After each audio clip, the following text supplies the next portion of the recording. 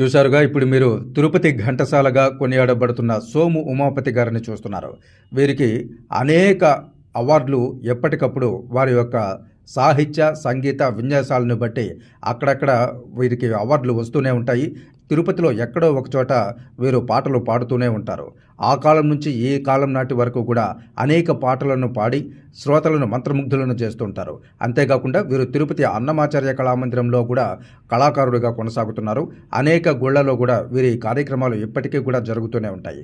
ఈ క్రమంలో భారతీయ తెలుగు రచయితల సమాఖ్య చిత్తూరు జిల్లా వారు వీరికి ఒక ప్రశంసా పత్రం అందించారు.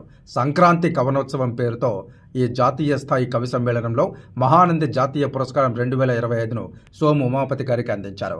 భారతీయ తెలుగు రచయితల సమాఖ్య ఆధ్వర్యంలో చిత్తూరు జిల్లా నగరంలో సంక్రాంతి కవనోత్సవంపై జరిగిన జాతీయ కవి సమ్మేళనంలో పాల్గొనడం అద్వితీయం.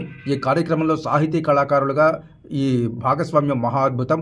ఈ శుభ సమయంలో మీకు సమర్పిస్తున్న ప్రశంసా పత్రం అని చెప్పి ఇది సోము ఉమాపతి గారికి వారు అందజేశారు.